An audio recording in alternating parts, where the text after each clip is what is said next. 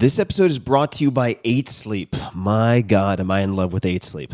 Good sleep is the ultimate game changer. More than 30% of Americans struggle with sleep, and I'm a member of that sad group. Temperature is one of the main causes of poor sleep, and heat has always been my nemesis. I've suffered for decades, tossing and turning, throwing blankets off, putting them back on, and repeating ad nauseum. But now I am falling asleep in record time, faster than ever. Why? Because I'm using a simple device called the Pod Pro Cover by 8 Sleep. It's the easiest and fastest way to sleep at the perfect temperature. It pairs dynamic cooling and heating with biometric tracking to offer the most advanced but most user-friendly solution on the market. I polled all of you guys on social media about the best tools for sleep, enhancing sleep, and 8 Sleep was by far and away the crowd favorite. I mean, people were just raving fans of this. So I used it, and here we are. Add the Pod Pro Cover to your current mattress and start sleeping as cool as 55 degrees Fahrenheit or as hot as 110 degrees Fahrenheit. It also splits your bed in half, so your partner can choose a totally different temperature. My girlfriend runs hot all the time. She doesn't need cooling. She loves the heat, and we can have our own bespoke temperatures on either side, which is exactly what we're doing. Now, for me, and for many people, the result, 8 Sleep users fall asleep up to 32% faster, reduce sleep interruptions by up to 40%, and get more restful sleep overall. I can personally attest to this because I track it in all sorts of ways. It's the total solution for enhanced recovery, so you can take on the next day feeling refreshed. And now, my dear listeners, that's you guys, you can get $250 off of the Pod Pro Cover. That's a lot. Simply go to 8sleep.com/Tim or use code TIM. That's 8, all spelled out, EIGHT, sleep.com/Tim, or use coupon code TIM, T-I-M. 8sleep.com/Tim for $250 off your Pod Pro Cover. This episode is brought to you by Headspace. Headspace is your daily dose of mindfulness in the form of guided meditations in an easy-to-use app. Now, you might ask yourself, very reasonably, there are 2,000 plus apps for meditation. Why would I use Headspace? Headspace is one of the only meditation apps advancing the field of mindfulness and meditation through clinically validated research. Headspace is backed by 25 published studies on its benefits, 600,000 five-star reviews, and more than 60 million downloads. So if people keep telling you to try meditation and you're like, when would I do that? When would I possibly have time? You should check out Headspace. If you have 10 minutes, Headspace can change your life. Headspace offers a really light lift and a lot of features to keep you going, which is part of the reason that I've used Headspace for years now. So whatever the situation, Headspace can really help you feel better. Overwhelmed? Headspace has a 3-minute SOS meditation for you. Need some help falling asleep? Headspace has wind down sessions their members swear by. And for parents, Headspace even has morning meditations you can do with your kids. Headspace's approach to mindfulness can reduce stress, improve sleep, boost focus, and increase your overall sense of well-being. And it really starts with very, very simple practices. And if you look at my case, for instance, I just went through one of the basics today with the co-founder, Andy. I think it's Puddicombe, could be Puddicombe, I'm not sure, but former monk turned into co-founder of Headspace, has the most soothing hypnotic voice imaginable. And I did a 3-minute meditation, something like that. It's easy, it's fundamental, and it always puts me in a better space. So I'm going through the basics. Even though I've meditated for years, I'm going through the basics once again. And I would suggest to anyone that they consider starting there. Headspace makes it easy for you to build a life-changing meditation practice with mindfulness that works for you on your schedule, anytime, anywhere. We all want to feel happier. We all want more peace. And Headspace is meditation made simple. Go to headspace.com/Tim. That's headspace.com/Tim for a free 1-month trial with access to Headspace's full library of meditations for every conceivable, possible situation. You can break glass in case of emergency in almost any situation and find something on Headspace. This is the best deal offered right now for Headspace. So check it out. Go to headspace.com/Tim today. Optimal minimal. At this altitude, I can run flat out for a half mile before my hands start shaking. Can I answer your personal question? Now would seem an appropriate time. What if I did the opposite? I'm a cybernetic organism, living tissue over a metal endoskeleton. Ferriss Show. Hello, boys and girls, ladies and germs. This is Tim Ferriss. Welcome to another episode of The Tim Ferriss Show. My guest today is Dr. Sue Johnson. You can find her on Twitter at Dr._Sue Johnson. She is a leading innovator in the fields of couples therapy and adult attachment. She is the primary developer of emotionally focused couples and family therapy, known as EFT, which has demonstrated its effectiveness in more than 30 years of peer-reviewed clinical research. We will talk about this.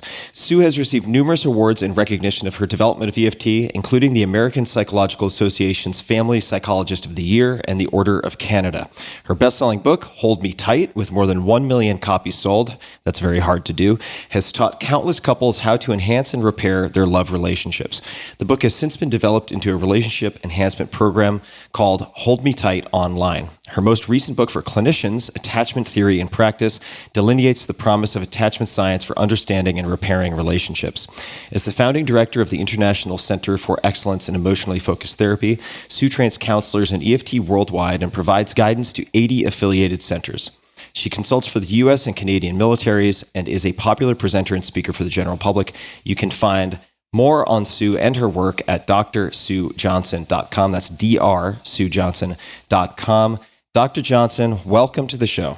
Hey, I'm delighted to be with you, Tim. Thank you for inviting me. I am also thrilled to have you, and we have an abundance of questions in front of me. We may cover some of them. I don't get too attached to trying to cover them all because we'll run out of time. But I thought we would start with something that was mentioned in the intro and that I know will interest my audience, and that is the peer-reviewed clinical research or research, depending on where you happen to be in the world. Yep. Could you speak to the actual science and research related to your work? There's now over 20 outcome studies. Outcome studies in psychotherapy are very hard to do. And there's a lot of noise in the system. There's lots of things going on in people's lives. Life gets in the way. So you have to work very hard to get results. And follow-up is the real thing that matters. And we are the only couple intervention, as far as I know, that has the size of results we get, that impacts people the way we do, that knows why we get these results. I can tell you exactly what needs to happen in therapy to get the results. And that gets fantastic follow-up. We can work with a couple for 14 to 20 sessions. We can look at them at the end of therapy. We can see that they're happier, more secure, more securely bonded. Their sex life is better. They feel less depressed as individuals. And we follow them up 3 years later, and the results hold, which is, just so that everyone knows, astounding. The latest one we're doing is we've got a great big one with the Heart Institute in Ottawa, because the cardiologists have realized that actually, if their patients have good relationships with their partners, they're much less likely to have another heart attack. They take their meds, they go to the gym. So then they said, well, could you do something? And we said, okay, are you kidding? We'll design a 16-hour program for you and we'll research it. So we're doing that. But to be honest, I do the research because we learn and because it's our way of testing what we think we know. But it's not what really turns me on in the end. What turns me on is watching these couples, learning from them, and watching them make these huge changes in their lives. I've been doing it for 35 years, and it turns me on like I dance Argentine tango. It turns me on like the best milonga ever and dancing with the best partner ever, okay? So I have many follow-ups, of course, as questions. Just as a side note, I lived in Argentina from 2004 to 2005 and went to Milonga probably 5 or 6 times a week. And did a lot of tango. So we have that in common. And if we focus just for a few more minutes on the research, because this will be a way of backing into defining EFT for folks, I think. So I've read that EFT has something like a 73 to 86% success rate in studies with distressed couples. And yes, I would love to know what or how success is defined in these studies. I think that would be helpful for people listening. And Then later we'll return to the durability of effect, because that's incredible that you're doing follow-ups 3 years later and seeing that persistence of effect is really incredible. Yeah. But how do you define success with distressed couples?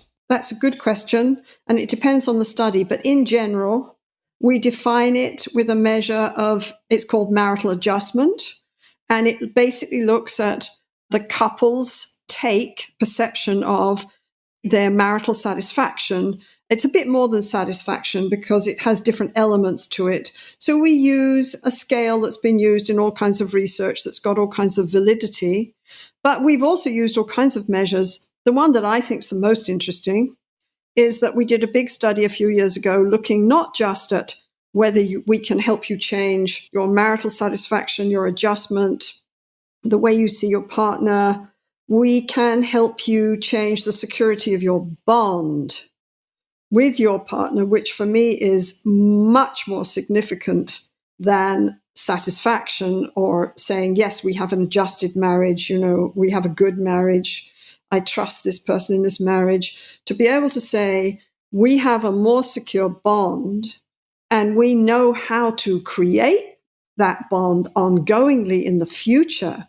That still amazes me that we know that, because we've talked in our society forever about how romantic love is this great mystery, and it just sort of comes and hits you in the head. You fall in, you fall out. There's nothing much you can do about it. Well, actually, that's rot now. And personally, I think it should be all over the front of the New York Times. We've cracked the code of love. But the New York Times doesn't agree with me. So I think that's real big news for people. When we can show in our study, which we did, that we can take people, very distressed people who don't trust each other, who can't talk to each other, who aren't intimate, and we can, in 20 sessions, create a bond where they can turn and be vulnerable with each other, and they can say, I trust this person, I'm close to this person, I can be open to this person is my special one, I trust this relationship. And they can do the things, we can see it on tape, they can do the things that securely attached people do in loving, lasting relationships. That's very significant. We also find things like depression goes down when people are more securely connected with each other. Anxiety goes down. People deal with trauma better. We see a lot of folks with PTSD. When you faced dragons, to recover from that experience, you need to find comfort in the arms of another. And that's just the way we're wired. And if you cannot find comfort in the arms of another, you are hard-pressed, from my point of view, no matter how many times you meditate, no matter how many tips you've learned, no matter how much insight you have, if you can't find comfort in the arms of another to heal from trauma, it's bad news. So we have a lot of different results, but they're all on measures that are accepted by the field as valid. They've all been in peer-reviewed journals. And believe me, reviewers are brutal to psychologists. They're brutal. Let me ask a few questions, if I may jump in. Then we're going to continue, of course, on the path to defining what characterizes or describing what characterizes EFT. What scale do you use, or scales do you use, when assessing marital satisfaction and bond? And just for those people listening who may not know what we're talking about, there are different questionnaires and scales for different types of conditions. For instance, you might have the HAM-D for depression, you might have CAPS-5 or CAPS-5 for PTSD.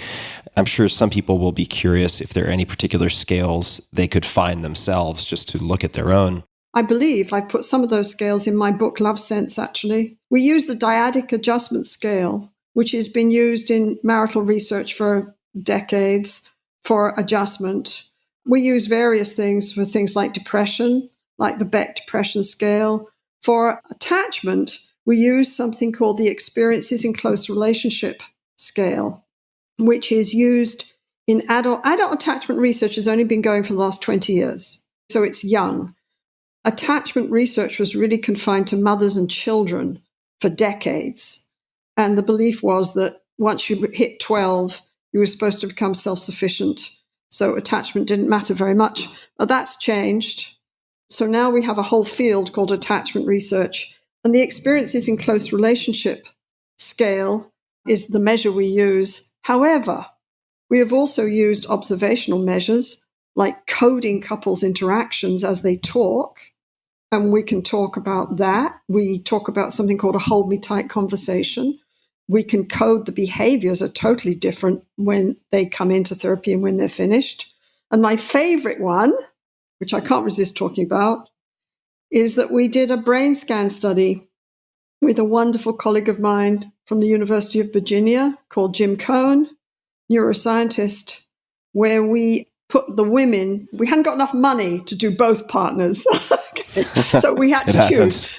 Yes, I know. So we put the women in an MRI machine at the beginning when they were distressed and insecurely attached and didn't believe that their partners loved them or cared for them.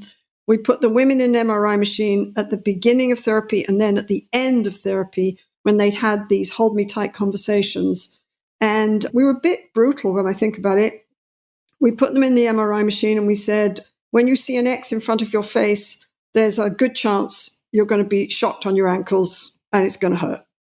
And it did hurt because we tried it on my research assistant and she told us very clearly that it hurt. Okay, so we turned the machine down a bit. But what was interesting is at the beginning, before therapy, before EFT, we showed these women this X and their brains went into immediate alarm on the MRI, high alarm state because they're expecting the shock. And once we delivered the shock, we asked if it hurt and they said it was painful or extremely painful. This is in a journal called PLOS ONE. And after sessions of therapy, after EFT, when they'd had these bonding conversations, by the way, we put them in and since you're interested in research, I'll tell you a bit of detail. Basically, they saw the X when they were alone in the machine, when they held their partner's hand when they were in the machine, and when a stranger held their hand. And before therapy, in all three conditions, their brains went berserk and they said the shock was extremely painful. After therapy, we put them in the machine again, did the same thing. They saw the X. When the stranger held their hand or when they were alone in the machine, same thing as before. Their brain went berserk and they said it was extremely painful. This time, after EFT and the bonding conversations, when their partner held their hand, reached into the machine and held their hand, their brain stayed completely calm. It looked like a resting brain. It looked like they were just resting there. Their brain stayed completely calm. And if you asked them if the shock hurt, they said it was uncomfortable. And so I'm not a neuroscientist, so I saw these brain scans and there was some blue lighting up after therapy. And I said to my colleague, Jim, what does the blue mean? I can't see any red for alarm anymore, but what does the blue mean? And he said, it means they're not dead, Sue. I said, oh, okay. So he said, that's just a resting brain. Oh, okay. Jolly good. So that spoke to me amazingly because psychology is often dismissed as a sort of soft science. And, indeed, we deal with many intangibles. But for me, that was incredibly neat because you could see it and you could see that we're talking about biology here, but we're talking about the biology of a social being, a being whose brain is wired for connection with other people and who needs this connection with other people to thrive and survive. Love is an ancient wired-in survival code. We have all these silly misinformation in our society, silly what we call love stories. They're still out there. Psychology puts out a lot of misinformation about love is some strange mixture of sex and sentiment. No, romantic love is about bonding, and it's an ancient wired-in survival code, and you could sure see it in these MRIs. These women's brains, when they had this secure connection with their partner, these women's brains were completely different than in the beginning when they felt no safe connection with their partner. So it was very, very interesting. I would love to dig into what sounds like the glue involved in some of the bond enhancement as demonstrated in the follow-up fMRI. Yeah. And that is the hold me tight conversation. Maybe this is a way also of coming in sideways to basically demonstrate what EFT is, or at least a component of it, could you walk us through what a hold me tight conversation is? A hold me tight conversation, very briefly, is a bonding conversation. The tricky part is that as adults, some of us have never seen this conversation. So it's a dance that is foreign to us. We've never had it with our own parents. We've never had it with siblings. We've never had it with previous lovers. We get married or we get committed to a partner, and it's reasonable that we don't know how to go there, because many of us, it's just not a drama that we've ever seen enacted. A hold me tight conversation is where one person is able to open up and reach for the other person and share vulnerabilities, talk about their needs and fears in a way that pulls the other person close. It helps the other person reach back and respond. Could you give any examples of phrasing or questions or, Sure. or guidelines you provide? That would be, I know I would love to know, and I suspect others would too. Well, when you don't trust and you don't feel safe and you've never seen a hold me tight conversation, the way it usually goes, just naturally as human beings, I catch myself doing this with my husband. If I'm upset about something, like he's been going to bed very early, and that means that we don't have our snuggle time, we don't have our little chat time, okay? And it doesn't seem to bother him at all. Okay? It doesn't seem to bother him, this isn't happening. So this will go on for a couple of weeks. And even though I'm doing this work, there's a certain point where I start to get self-protective and I start to blame him in my head. And I say, he's always too busy. He's got his lists. He's got lists. That's what and he's a man and he's got lists. And all he cares about is his list of tasks. And he's just into problem solving. And he doesn't think about me at all. And this dialogue will go in my head. So I turn to him and I say, you're going to bed very early these days. Listen to my voice. It's the emotional music. He says, no, I'm not. Because he hears the threat in my tone. I say, yes, you are. And you've been going to bed for weeks. And I guess it doesn't matter to you that we're not having those close moments. Listen to me. I mean, I'm on the attack. And we are acutely sensitive as human beings to signs of rejection or abandonment by the people we love. Acutely sensitive. That's how we're wired. So he hears that he's blown it. He hears it that I'm rejecting him. I'm telling him he's done something wrong. So he says, I don't want to talk about this right now. I say, oh, let me guess, you have to go to bed because you're so tired. Right, so we're off, right? Okay, that is the typical demand withdraw, demand defend dialogue that you'll see in a distressed couple. And it's totally predictable. You can also have it with your kids. I can remember a glorious argument I had in Starbucks with my adolescent son that was just a perfect example of the way distressed couples talk to each other.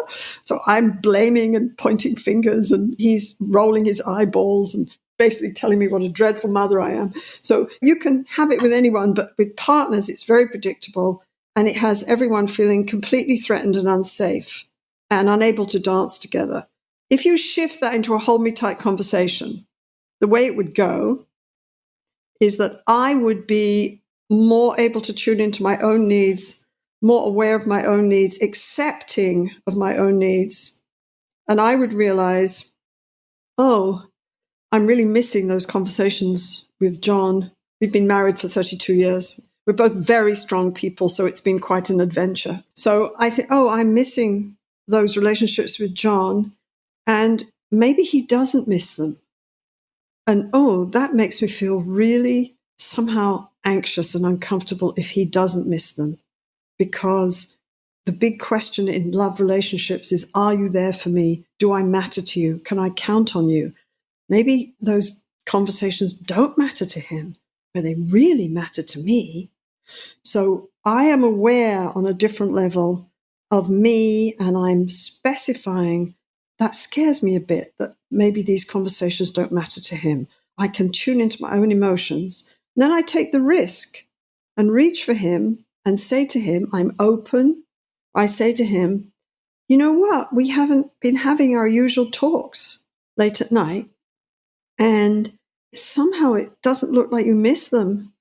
And somehow that makes me feel kind of really sort of uncomfortable. It almost feels like I'm not sure that closeness matters to you. And so I could get angry about it, but actually what's happening is it sort of scares me a bit because I need those conversations. Now, I've talked about my fears and my needs. I can only do that if I have some sort of model that it's okay to do that doesn't mean I'm a wimp or mentally ill or weak or pathetic. From my point of view, it's strength to do that. And that's what we teach. And it's strength to do that. And that's what securely attached people can do. They can reach from a position of vulnerability. So I say that to him. And that pulls him. He says, oh, you're right. Yeah. Yeah.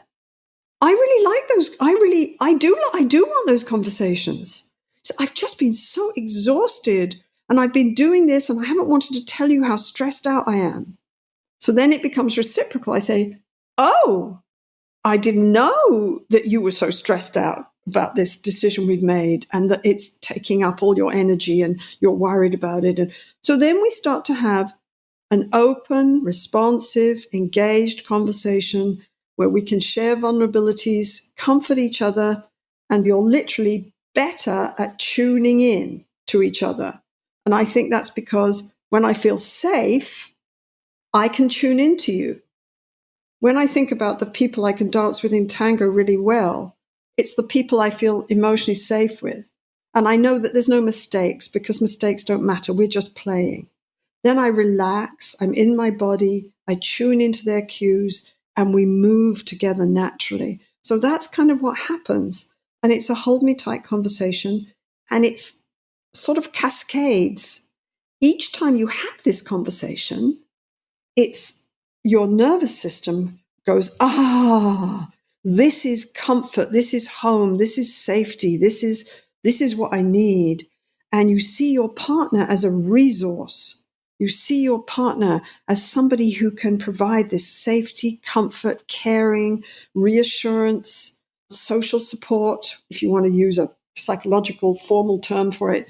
You see your partner as this person, and your partner connects and you know how to do this dance. This dance is innately rewarding. It creates joy in people. You don't have to persuade people to keep doing it like going to the gym or meditation or their communication skills. People will do this. Once they know how to do it, they'll keep doing it. And that's why I think we get good follow-up results, because once you start having these conversations, and it's very moving sometimes to see people's response. Like people will start to cry and say things like, when they discover these hold me tight conversations, people will say, I'm thinking of one man who said, I never knew that you could talk to somebody like this. I never knew that you could ask for these things and that she wants me to be vulnerable to her. I never knew that. I never saw that growing up. I didn't know people did that. And then he wept and he turned to the therapist and said, I've been alone all my life, haven't I? And that, what attachment science tells us is that emotional isolation is toxic for human beings. I mean, we found out that in the pandemic, but we still don't get it. I wish we would get it on a different level. It's toxic for human beings. It's not who we are. And when people start to have these hold me tight conversations, all kinds of amazing things happen. They don't just understand how relationships can be and how you can shape relationships. You don't have to just have them happen to you. You can shape love. They understand something very deep about themselves. Couples grow each other in safe relationships. Couples grow each other. I watch severely traumatized people learn to trust another human being by having these hold me tight conversations with their partner. And it changes everything because they have a secure place in life for the first time. They feel seen, they feel accepted, they feel held. And once you feel seen, accepted, and held, there's a natural human growth process that happens Attachment science is all about development of the personality. There's a natural growth process. So we tune into that natural process in the Hold Me Tight conversation. And those conversations predict over study after study after study after study, those conversations predict success in EFT. They predict more secure bonding. They predict better sex, more sexual satisfaction in couples. They predict any sort of measure of good, positive functioning you can imagine. Those bonding conversations predict all the good results we get in EFT, and they predict results that follow up. Just a quick thanks to one of our sponsors, and we'll be right back to the show. This episode is brought to you by Laird Superfood. Founded by big wave surfer Laird Hamilton and volleyball champion Gabby Reese, Laird Superfood, that's Laird, delivers high-impact fuel to help you get through your busiest days. And I know these two people, they walk the walk. I love their new Aloha Oat Mac. You heard me right. Aloha Oat Mac Superfood Creamer. I use the unsweetened version, made from real plant-based ingredients, including organic oats, macadamia nuts, that's where the oat mac comes from, avocado oil, and aquamin. Aquamin is a natural source of seaweed-derived calcium with 72 minerals in trace amounts. Laird's creamers can really optimize your daily coffee or tea ritual. I use them all the time, and a $10 bag will last you a long time. For a limited time, Laird Superfood is offering you guys, my listeners, 20% off when you use code TIM20 at checkout. That's TIM20. Visit lairdsuperfood.com/Tim to see some of my favorite products and learn more. Again, that's lairdsuperfood.com/Tim, Laird, lairdsuperfood.com/Tim, and use code TIM20 for 20% off of your order. lairdsuperfood.com/Tim, promo code TIM20. So I would love to ask more about the Hold Me Tight conversations, and I'll share a bit of the sort of context from which I'm asking this. So we don't necessarily have to get into details, we could, but I had quite a bit of a severe early childhood trauma, like Yes. 2 to 4, and have not only felt largely alone my entire life, but have created isolation. It's been constant for me. Yes. And so what you're saying about these conversations helping to create the feeling of bondedness and sort of counterweight perhaps someone's historical tendency to isolate or feel isolated is really appealing. I would love to hear, if you're open to sharing, and perhaps another hypothetical Hold Me Tight conversation or other phrases or questions that are helpful for people who want to get a better understanding of what this might look like in real life. Where we start with couples, many of whom have experienced being alone most of their lives, traumatized or not, where we start is we help couples see the dance they're caught in. Love is a dance. We help couples see the dance they're caught in. We help couples see the negative patterns. The most popular one of all is I become aware of the disconnection between the two of us. I get worried about it. It makes me anxious, and I don't feel safe enough to turn and really share my vulnerability. So I demand, I blame, I tell you, where are you? What I'm really saying is, where are you? Where are you? I can't find you. And that alarms me. But what I say is things like, you don't talk to me enough, or, you never tell me how you feel. Or, if you're a man, you'll say, you never tell me you want to make love. You don't ever show me you want me. What's wrong with you? Right? So we turn to our partner and we say, what's wrong with you? So we help couples see how they scare the hell out of each other and create even more insecurity and stop each other from being able to be vulnerable and risk. When they start to see that it's the pattern that's the problem, the dance that's the problem, and the fact they don't know how to do a more positive dance, they start to blame the dance rather than each other. And they start to be able to say, hey, we're stuck in that thing. We're stuck in that thing we do where I shut down and shut you out, and you must be getting alarmed right now. And the other person says, yes, I'm starting to freak out. And they say, oh, let's not do that. Let's try and help each other feel a bit more safe. So we create that platform first, but then you have to start where people are.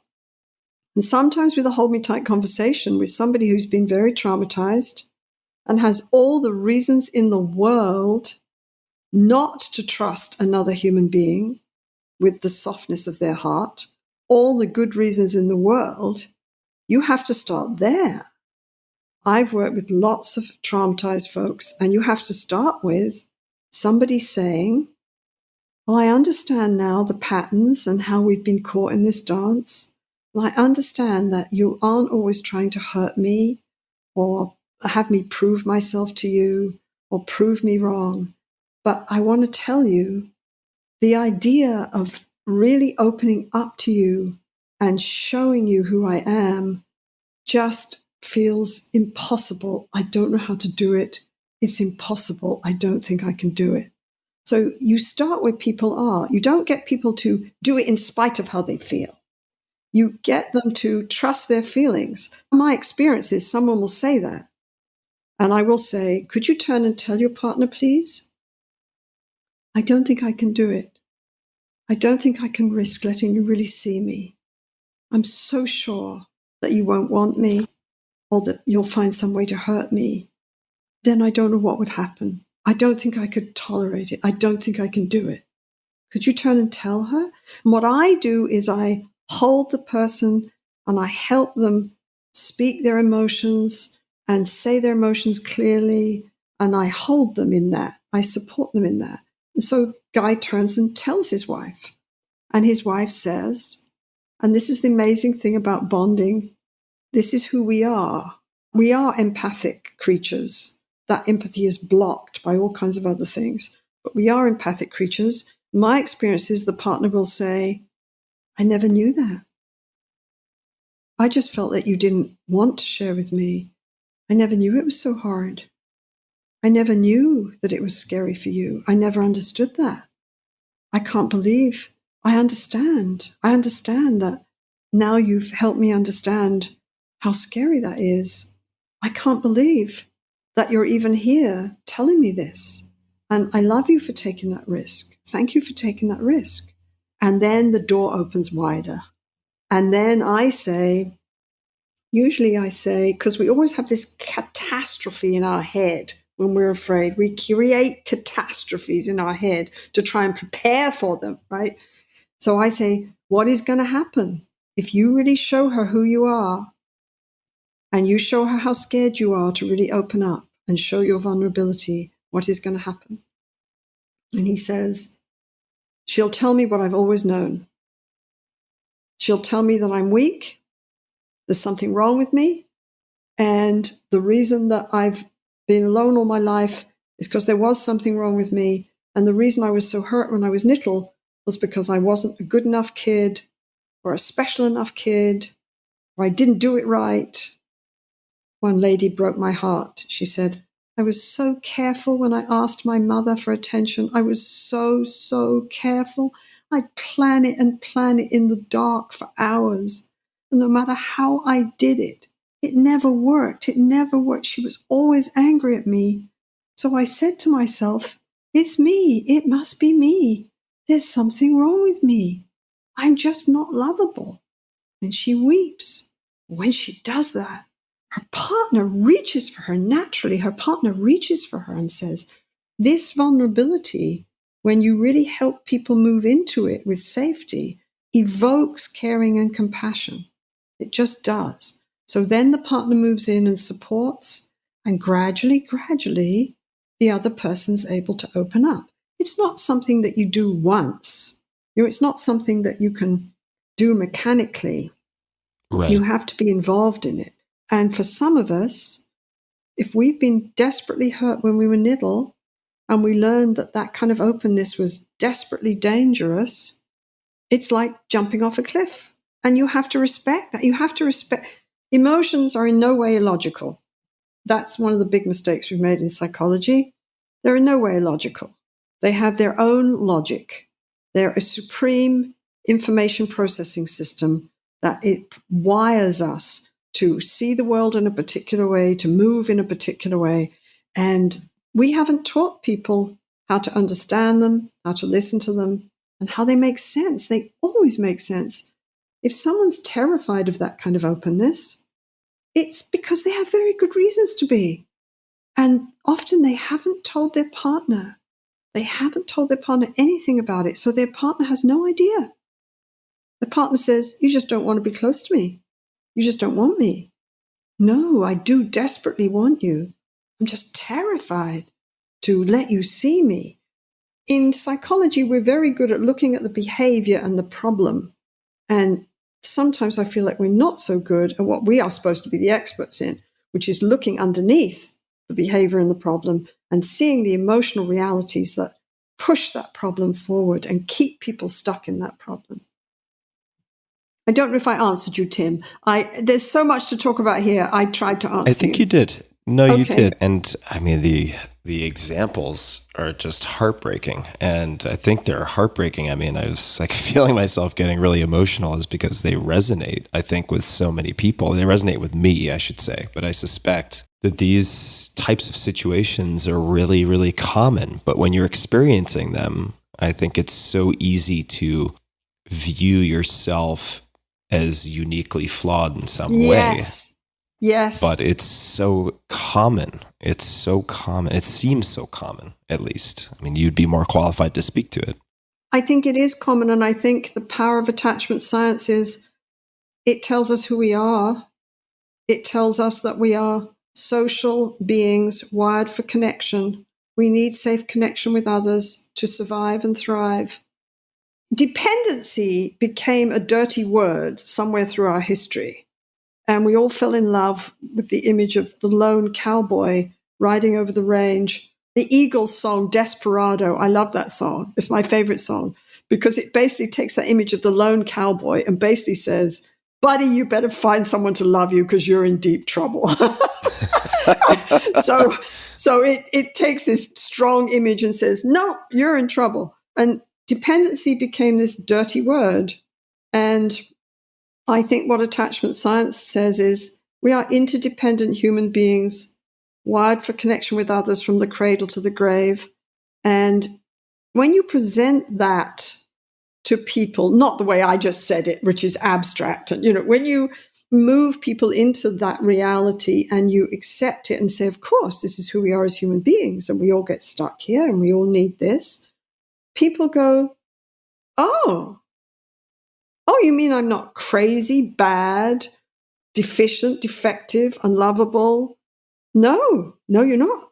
You're just a human being who needs that connection with another human being and who is terrified of rejection and abandonment. And the reason you're terrified of rejection and abandonment is because those are pure danger cues to your mammalian brain. Danger cues. Our young are vulnerable for longer than any other species. And while our brain is developing, we know perfectly well, on a visceral level, that if we call and no one comes, we die. And that's the truth. And that reality of our long-term vulnerability has wired our nervous system in a particular way and creates these social dramas, wired our social dramas.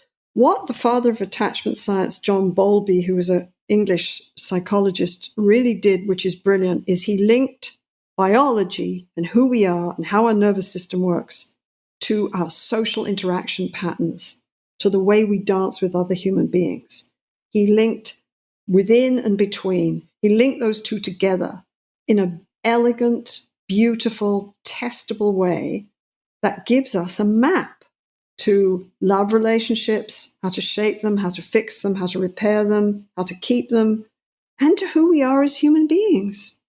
And this map is the way human beings have survived through the centuries is through tuning into others, reading their cues, collaborating, cooperating, moving close, supporting. That's the way we've survived. And if you look at the problems facing our world right now, we better be learning from this science because we better be able to do that or we're not going to survive. We've got to be able to come together. You mentioned the child crying, so I must ask you a question to scratch my own itch and satisfy my curiosity. But I may accidentally invite you into a religious war, not with me, but because I've seen very heated debates between, and we don't have to spend a lot of time on this, but I would love to get your opinion on, and the backdrop of this is that I'm hoping to begin building a family in the near future. And I have two camps of friends. One camp is they're devout attachment parenting devotees, and then on the other hand, you have sleep training, and there are many different types of sleep training. But do you have any thoughts on, because the people who are in the sleep training camp, and their arguments make sense. The arguments on both sides make a lot of sense. In so much as what I hear is, attachment parenting, the way they would position it is this constant contact and sleeping near or with the baby is most natural. It is in the baby's best interest. If you look at evolution, that is what's supported. The people in the sleep training camp would say that's great, but if you're not sleeping and we're no longer living in a village, we don't have the type of support that we had. If I don't get any sleep and my partner gets no sleep, we're going to be terrible parents, and ultimately that is going to be bad for the baby. So I don't know what to make of this, and would love to get your perspective. Well, my perspective is that what attachment says is that emotional balance, when you're securely attached and you feel safe in the world and you know you can count on others for support, you have your emotional balance. And sometimes when we take on huge complex issues, we lose our emotional balance. I don't think to create secure attachment in your kids that you have to sleep with them. Okay, I don't think so. You can if you want. And I think you have to balance things like, if you sleep with your kid in between you all the time for 3 or 4 years, what does that do to your couple relationship? And what your kid needs is a good couple relationship in the parents who can cooperate. Believe me, that's what your kid needs. So that's an issue. I think people sometimes go over the top. They take the good sense and the science of attachment and they turn it into rigid life rules, which I think you have to make your own rules there. I think being emotionally responsive to your kids is the key. And for them to know that you're there for them is the key. It doesn't mean you have to always show up in the same way and you have to be constantly available. For me, I don't think so. On the other hand, I do have a visceral reaction to sleep training. I would like to suggest that when you do sleep training, your child does not calm down and learn to rely on itself. What your child does is numb out. And what your child learns is that no matter how I cry, nobody will come. From my point of view, that's a bloody disastrous lesson for any child to learn. So I have a huge bias against. Now, again, it depends on how it's done and it depends on what else is happening. So let's not get too judgmental here, but why not? Let's get judgmental. I think it stinks. So if that's a religious war, I'm on the attachment side because it seems to me that the sleep training thing feeds into a myth that we have that is so dangerous. The myth is about self-sufficiency and regulating our own emotions. And the bottom line is the only self-sufficient human being is either numbed out on some drug or dead. We're not wired for self-sufficiency. And shutting down and numbing out is a fragile strategy. You can't keep it up for your whole life. It shatters under any kind of pressure. So I'm saying it glibly because this is an interview, but what I just said to you, I can give you research studies to back that up, okay? I'm not just saying it. So no, I don't think sleep training. But on the other hand, I can remember I adopted my son. He was a premature and he came home. He was the tiniest little thing. He scared the hell out of me. He was so tiny. And he had something wrong with his digestive system. And for the first 18 months of his life, he would wake up every 2 hours at least, but maybe sometimes 90 minutes. And the only thing that would help is that one of us would go in and sing to him and talk to him and rock him for 10, 15 minutes and put him down. And we got into the habit of that, and we did that, and we accommodated to that. We thought about having him sleep between us, but we usually slept at that point. We adopted him very soon after we got together, which we were incredibly lucky. So we adopted him about a year after we got together. And so we slept pretty entwined. So we didn't really think it was, and also he was so tiny at first, I didn't think putting him in the middle, I felt, oh God, I'm going to crush him if I turn it. So my husband's a big man. Oh, we're going to crush him, this little one. So we didn't do that. And then it changed and it was fine. My daughter was totally different. Very shortly after she was born, she went to sleep, regularly, went to sleep at the same time at night, slept through after a few months. And providing you gave her all kinds of hugs in the morning, she was this happy little clam. So it was different. So I understand that parenting can be hard. I think for me, it's the hardest thing I've ever done. For one thing, parenting is a moving target. You accommodate to your child, then your child changes. You think, wait a minute, I just figured it out, and now you're changing. You've become, good Lord, you've become an adolescent. I don't know what to do with this. My son turned in from this wonderful, bubbly, charming, delightful little being into this stroppy, judgmental, moral person who was pointing out how wrong we were about everything. I thought, who is this person? Where did this guy come from? So parenting's hard. And if you take the social implications of attachment science, we should be supporting our parents like crazy. We should be teaching people how to have good, secure relationships. We should be teaching them about relationships, educating them. We should be having more leave for parents. We should be supporting the basic unit of our society, which is our family. We don't seem to be that keen on that. We seem to be more keen on supporting economic security or corporations. So I don't think we support parents enough. And maybe that needs to change. Maybe our understanding of supporting human families needs to change. I mean, attachment has changed parenting.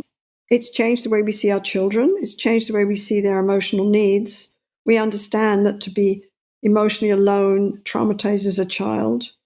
We need to apply that to adults because in that sense, we never grow up. Attachment goes from the cradle to the grave. Just very basic things like I talk in one of my books somewhere about that. I think it's Love Sense. There's a movement called Nobody Dies Alone, where people get together in certain cities and their commitment is to go in with somebody who's dying and who has no human figure to be there with them and simply be with them at their most vulnerable moments. And for me, that speaks to the fact that maybe one day we could have something called a civilized society. A civilized society would not let anyone die alone. A civilized society would support families and support parents, help us learn how to parent. So I don't think it's just the couple who are stressed. I think it's the demands of our society. You have to go back to work at a certain point, whether you're a parent or not. There's no accommodation in most workplaces for parenting. Was it the Prime Minister of New Zealand who brought her baby into the parliament? I thought, yay, lady. Whoa. That is like, yay. She brought her baby into the parliament. That takes guts, I think. So good for her. But boy, I can't even imagine that happening. And obviously you can hear I'm English. I was going to say, I've heard stroppy from my friend from New Zealand, but you don't seem to have a Kiwi accent, nor do you seem to have an Ottawa or Canadian accent. No, I'm from England. I came to Canada when I was 22. But you never kind of lose that accent. But I cannot imagine even today a woman prime minister walking into the British Parliament with a baby and, holding that. I would love that. I think that would be progress for Britain for me. Anyway, but never mind. Sorry, I got off track there. That was off track. No, this whole podcast is about freely going off track when necessary. I would like to ask a very specific question, and it may be a dead end. I don't know, but I was doing a bit of reading on EFT, and there was a phrase that stuck out to me, which related to micro interventions. So the wording of this, the wording of this is micro interventions from Rogerian models of therapy, such as asking evocative questions. Yes. Now, I like evocative questions, so this drew my attention. What would be an example, and what are micro interventions from Rogerian models of therapy? Okay. Such as? Evocative questions. Exactly. Evocative questions focus on the process of how you're experiencing, not the content. So I would say to you, Tim, what happens to you when you sit and do interviews with crazy people like Dr. Sue Johnson? And she tells you stories that have you move into your own softer feelings. What is that like for you, Tim? And you might say, oh, I don't know. I say, well, what happens in your body, Tim? Can you tell me a moment when you felt that rush of emotion? You say, oh, well, it was when you said this. Oh, so that's the trigger. And I'll help you put your emotions together with evocative questions and reflections. And I'll say, so when you heard me say this, that was important for you, that stood out, and you started to feel a lot of feelings. Can you help me? What happened in your body? Say, oh, well, I felt this tightness across my chest, and I felt like I wanted to cry. I said, And then what did you say to yourself? I said to myself, my goodness, that's just how I felt when I remember feeling that way when I was 3 years old. And I say, I understand. So I'll reflect it again. I'll hold it for you. I'll specify it.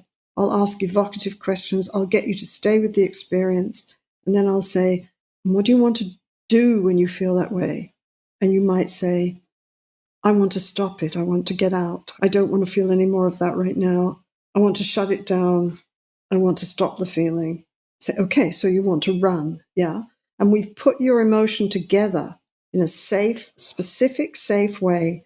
People can deal with emotions that when they make sense, when they're acceptable, when there's another human being there accepting them, and when they're made specific.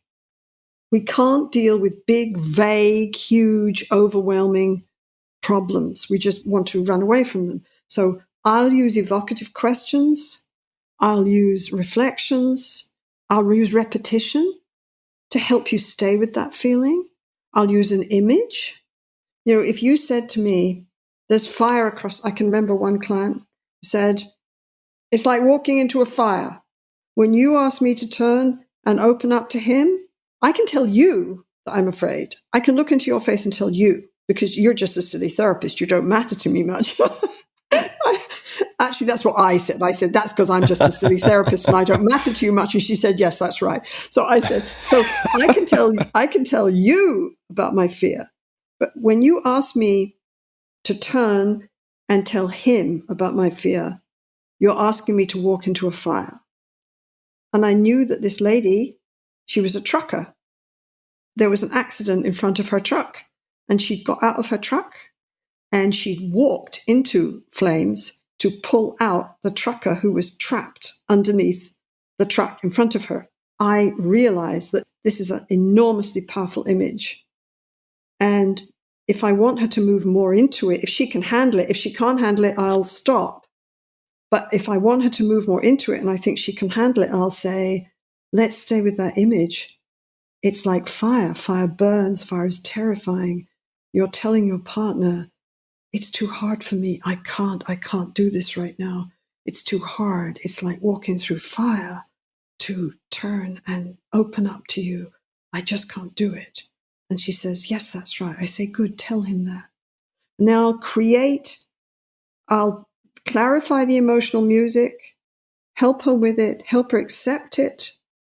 And then I'll help her move this into a drama with another person. And by the way, when we do individual therapy, we've just started to really teach EFIT, which is emotionally focused individual therapy. There's a book coming out next month, September, on that. When we do individual therapy, we still do this, but we use the representations inside people's heads. So you have a cast of characters inside your head. So do I. I'm very thankful. My main attachment figure when I was a child was my father. And I'm very aware that all through my adult life, especially through moments of failure, moments of joy, key moments, I can hear my father's voice. My father's still a reality for me, right? I carry him inside of me. And that's what we do with our loved ones. And we talk to them and we have these dramas with them. So if I'm doing individual therapy, I might use these same reflections and evocative questions. Instead, I'll say, you planned every interaction with your mother. You planned it for hours. You planned how to go and ask her for a hug. You planned, right? Right. So can you see that little girl who always got smacked and taken back to her room and left in the dark? Can you see that little girl sitting on the bed by herself? What would you want to say to her? What would you like to have been able to say to your mum? And she says something like, I tried so hard, Mum, I tried so hard, but I could never reach you. Was it really my fault? Was I really such a bad little girl? I just think you weren't a mum. You weren't a mum to me. Say, good. What does it feel to say that? She says, that feels different. I've never said that before to myself. I've always said, I didn't plan enough. I wasn't a good enough little girl. I said, aha. So can you say that again? Can you see your mum? What does your mum look like in the chair? Close your eyes. She closes her eyes. She says, yes, I see her. I say, oh, what do you see on her face? She says, she tells me she's tired. She doesn't have time. She's tired and she's working 3 jobs. And, I should just be quiet and go to bed and stop my grizzling. That's what she's telling me. Aha. And what do you want to say to her? I want to tell her, Mum, that's not fair. That's not fair. I'm just little. And I can never reach for you. I can never reach for you. You're not a mum. You're not a good mum to me. I need a mum. And I say, how do you feel about that? She says, I feel fine. That feels good. That feels different. And then she emails me after the session and says, Sue, the sessions with you are hard. So I don't understand why I sing all the way home.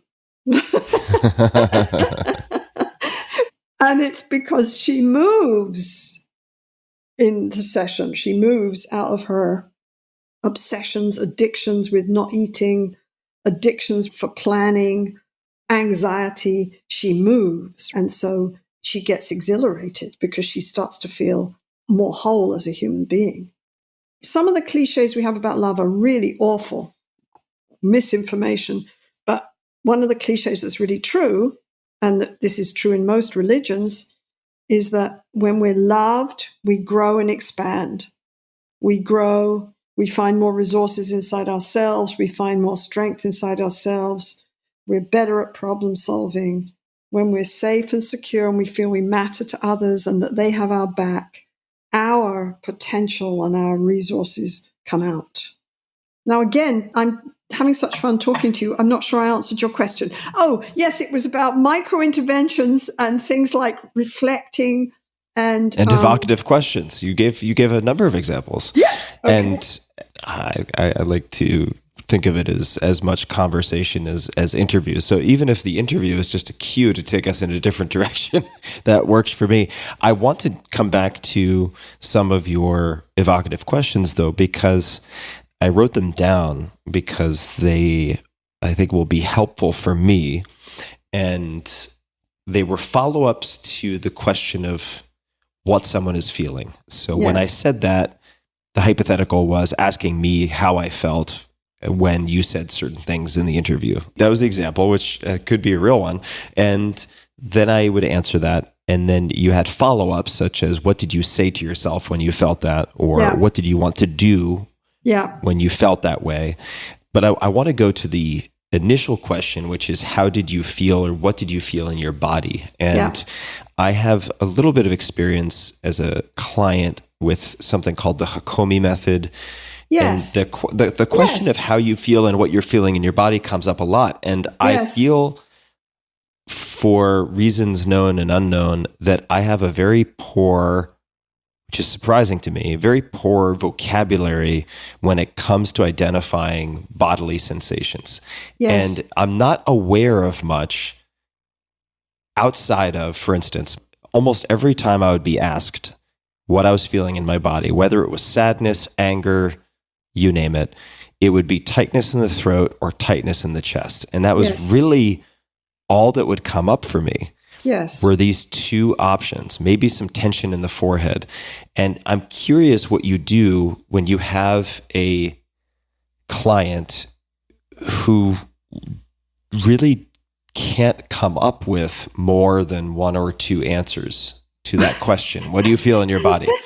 Maybe that's not a problem, but I felt kind of ridiculous because when I've done some couples work with my girlfriend, who's extremely kinesthetically aware and very self-aware, she always has this rich landscape she can describe, and she closes her eyes and she's so specific. And I'm like, you know what? It's just the throat again, tightness in the throat. And I feel kind of ridiculous, and I don't feel like it gives me much to work with. But how would you respond to that word salad that I just threw at you?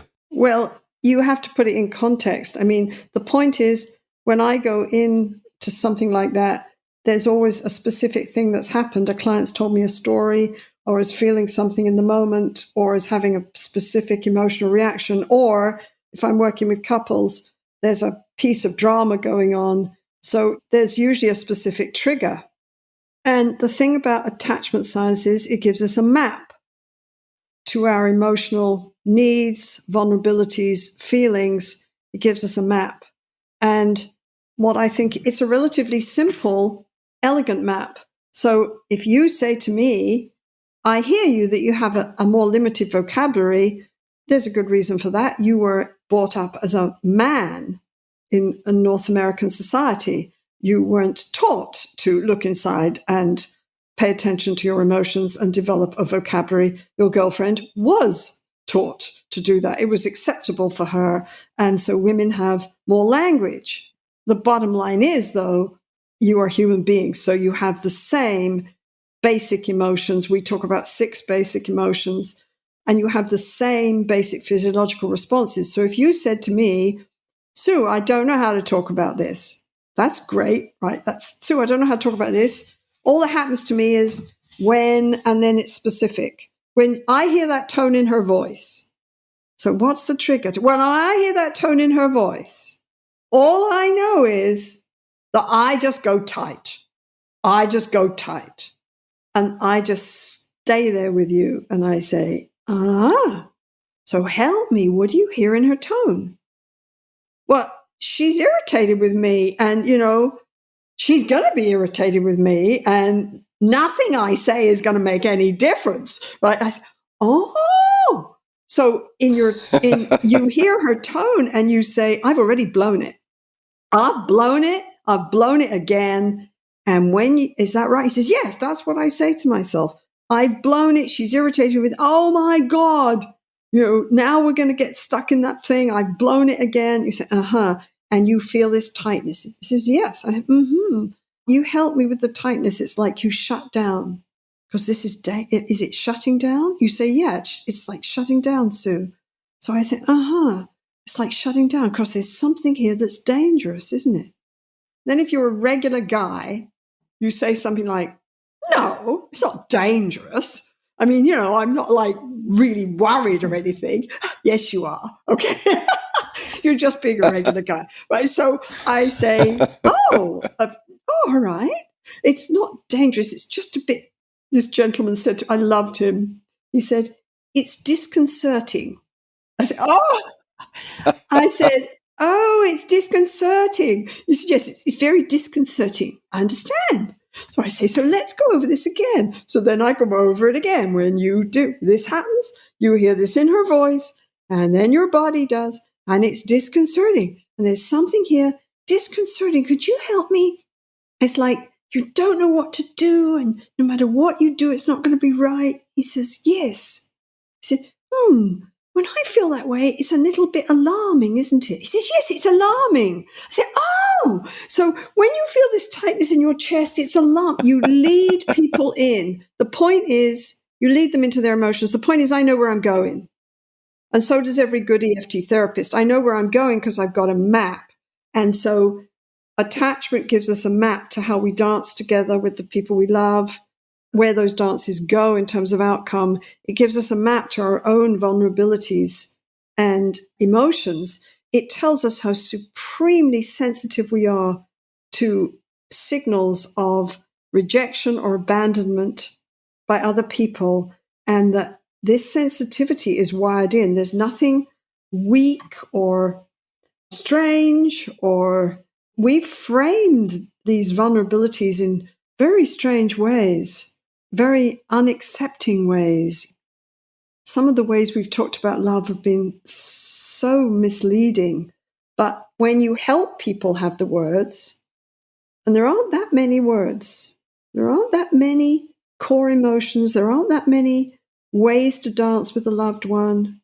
You can basically reach from them when you're vulnerable. You can shut down and numb out and shut them out, or you can up the ante and get anxious and demand all kinds of responses from them. That's about it.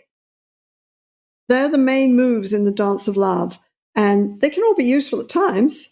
But if you get stuck in one of the negative ones, like blaming and pushing and demanding and upping the ante to try and get the other person to respond, or shutting down and withdrawing, that generates a dance that ends up in disconnection and more anxiety and more problems for both of you. What would be an example of upping the ante? I understand the phrasing as it applies to poker, but could you give us an example of that? Oh, upping the ante is what I did with my description of my husband and me, where instead of turning and saying, I'm missing our conversations, I say, I guess you're tired again.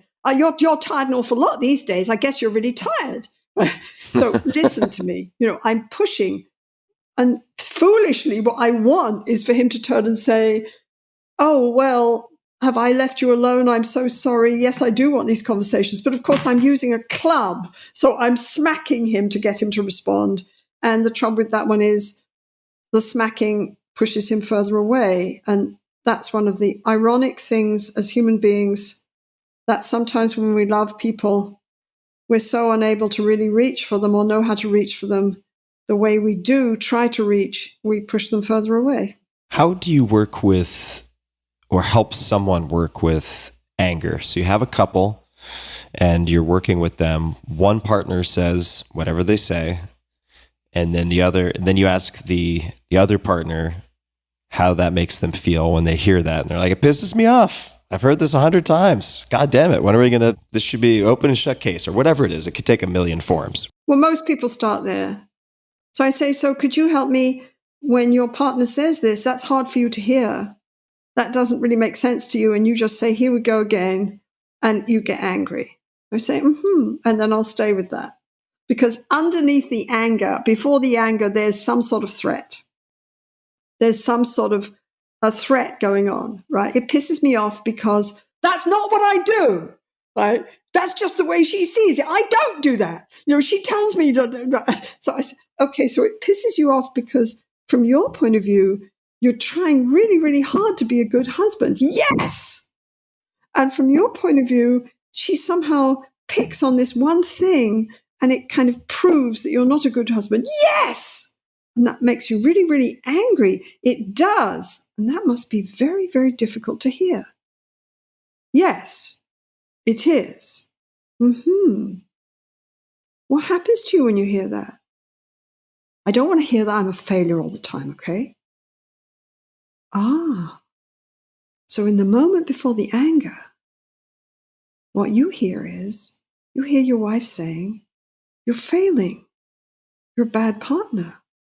Did I say that? Yes. Lots of therapies teach that emotions have to be controlled and contained and got past. We don't do that. We honor emotions. We take people into them, listen to them, help them hear the key messages about survival and what they need that are in them, and then take them through them. And if you look at a couple at the end of EFT, they're much more emotionally balanced. And when they feel vulnerable or hurt, they're better at dealing with it. Securely attached kids, in all the research studies, there's thousands of studies on infant-mother attachment, child-parent attachment. There's hundreds and hundreds of studies on adult attachment now. When you look at them all, they all basically say, we need this connection with other people. We need it. And we have these incredible sensitivities. And there's only so many ways of dealing with them. And there's only so many emotions that come up. The main one that people are dealing with when they get stuck in fights or incredible distance is fear. Fear of rejection, fear of abandonment, fear of disconnection, fear that I don't really matter to you. I'm really on my own in life. And that intimidates us all. We all know that that is disempowering for us. We all know on some deep visceral level how much we need others. And the strongest among us can accept that and learn how to connect. You know, one of my most fascinating characters in history is Winston Churchill. I find him completely fascinating. I've read all these books on Winston Churchill. Winston Churchill had the most horrible childhood relationships. He had a father who was mean and blaming and rejecting and distant. And he had a totally distant mother who was too busy having affairs with the king and having wonderful parties. You know, and they sent him to boarding school, and he would write these letters that just break your heart, like, "Dear Mummy, could you possibly make it to this big event once a term and come?" And she wouldn't even reply to his letter. Ugh. So Winston Churchill grew up deprived, but I don't know how he managed it. Sometimes human resilience is amazing. But what he did as an adult was he created a bond with his wife. And all the evidence is all through his life, he relied on that bond. And that when they got into a fight, this man, this powerful man, you know, who sort of took all these impossible stands in his life. I mean, and what he would do apparently is if they got into fights, he'd go and he'd sit down outside her bedroom door and say things like, "Are you mad at your Winnie?" So he knew how to, somehow he found a way to reach for her. And she responded enough that he had this secure connection. Of course, they were British upper class, so they still slept in separate bedrooms, which is just kind of weird. But from my point of view, but they did that. Now my class consciousness is coming out here. So, do you have any favorite books, or if you were to recommend a resource or a book or a place to start for people interested in learning more about Winston Churchill, do you have any suggestions? There's a wonderful book. I think it's called The Last Lion. It's a biography in 3 volumes of Winston Churchill, but it takes it from childhood until him dying. And it's fascinating. I love it. In terms of books, I just read What Happened to You with Oprah Winfrey and Bruce Perry. And Bruce Perry, both of them are splendid. I love Bruce Perry. He's a child and adolescent psychiatrist, so he comes at attachment science in a slightly different way than me. His work dovetails with us totally brilliantly, and he says all the same things about how emotional isolation is traumatizing and how sensitive we are and how to grow human beings. He says all the same things. That's one recent one that I just read. You know, it's funny. I just came home and literally that book is sitting on one of the dressers.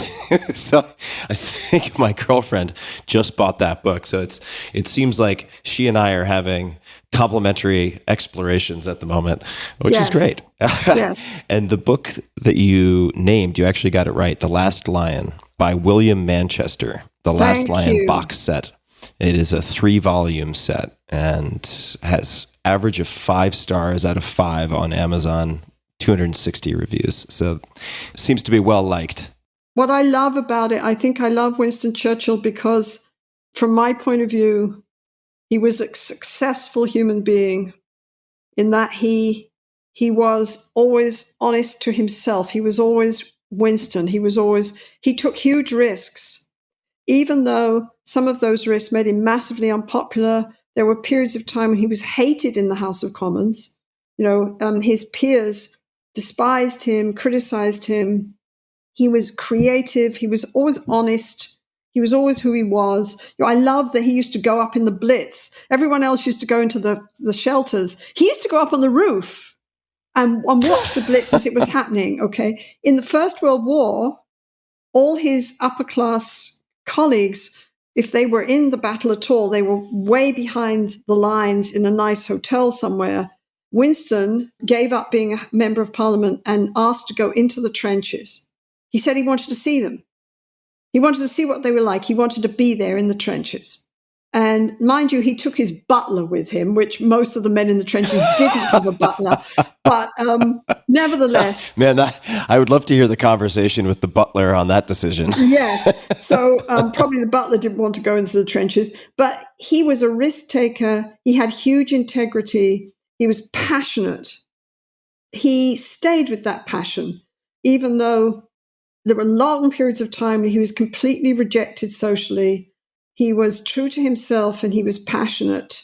And I think he was one of the few human beings who could have led England through the Second World War and made it. I don't know who else could have come forward to do that. So I find him fascinating.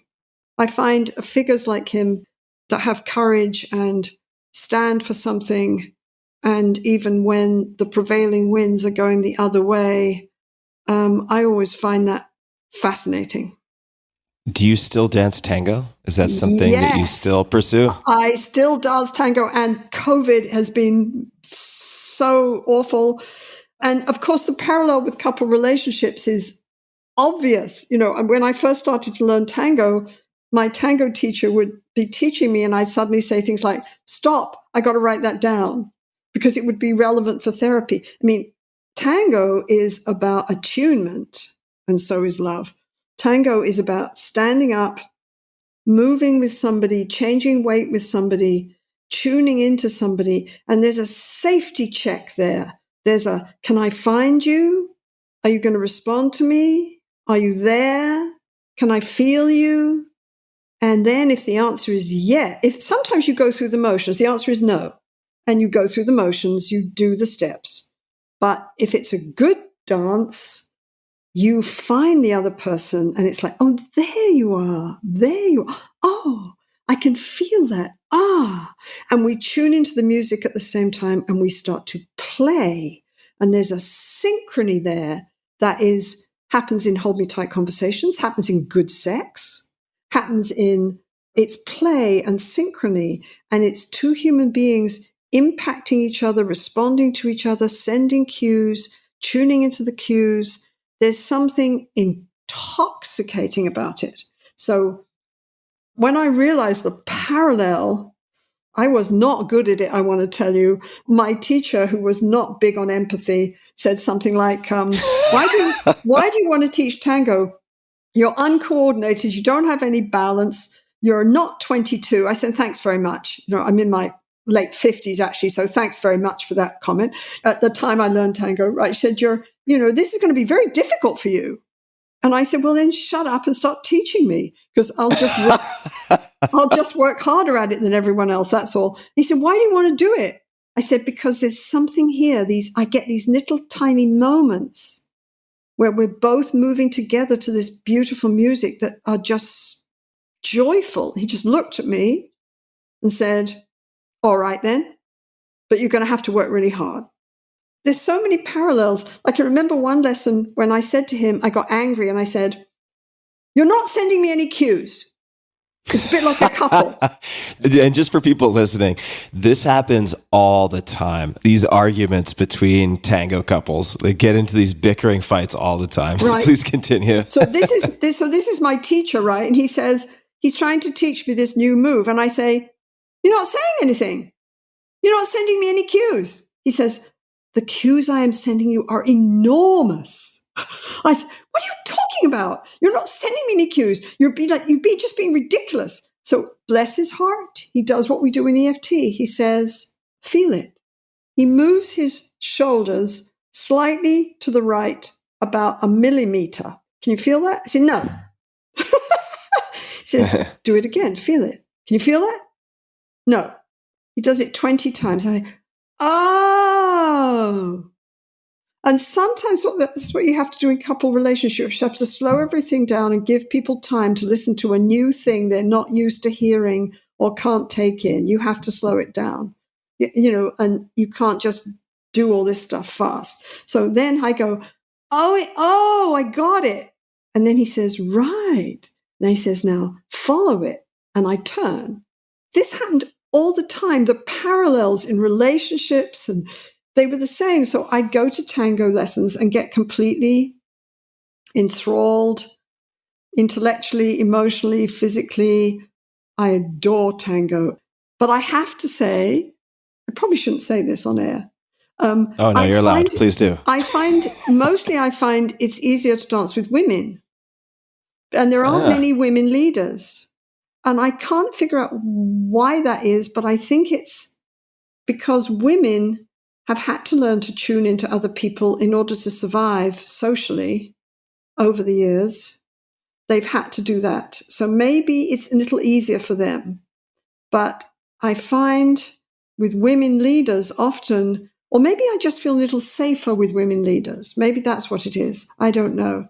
But often I find it easier to dance with women, although I've had some amazing male partners too. One of the big arguments in my marriage was that we started dancing tango and then my husband said he wasn't going to do it. He didn't like it. So I won't tell you what Sue Johnson said to that. It was not a positive evening, because that was like, you can't do that to me. You know, I need a partner.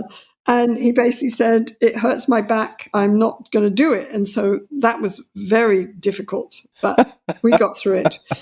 He goes hiking, and I don't particularly like it when he goes hiking up mountains all by himself. It scares me. And for quite a while, he didn't particularly like it when I would go off to the Milonga, you know, and as he put it, insist on dancing very, very close to other men for hours. Right? So I'm dancing tango. The just fact that it's very, very close is just the way it is. Right? Anyway. One of my close friends does not dance. He does not dance, but his wife loves ballroom dance and dances a variety of different styles. And I remember one Saturday, it might have been a Friday. No, it was a Saturday. He said, here's my wife's evening. And he sent a photograph that she'd sent him. She's in this really sleek, super sexy dress, all done up, looking gorgeous, dancing with this Latin guy. They're face to face, you know, sweating all over each other. And then he said, here's my evening. And he sent a photograph, and it was a table with arts and crafts with like a half a dozen kids going totally batshit crazy. And he painted quite a picture for himself. And I just want to backstep into what you were saying about tango. It's making me really want to dance again. I haven't danced in a very, very long time. But for people who don't know, so a few things on the gender split. In Argentina, a lot of the tango began in the port town of Buenos Aires with men dancing with other men. It was actually very common, very, very common. And even now you can find, and I trained, because oftentimes in the classes when I was there, we wouldn't have enough women, or you wouldn't have enough men. So women would dance with women, men would dance with men. And there are two brothers. I can't recall their names. Somebody I know listening who they will are. Yes. They're incredible. Yes. Do you know the name? Do you remember the name? No. Oh, but they're amazing. So incredible. Yeah. If somebody goes to YouTube and just searches, Argentine dancing, Tango Brothers or something like that, you'll see the two of them dancing, and it's a very aggressive, masculine, almost violent type of tango. It's incredible to watch, and you're bringing back so many memories for me. I remember being at different milongas like Niño Bien or Sunderland, and all these different milongas. And what struck me so much when I went to some of my first milongas, which for people wondering, start really late and end really late in Argentina. They often don't even really get going until midnight. Could be a Tuesday, it doesn't matter.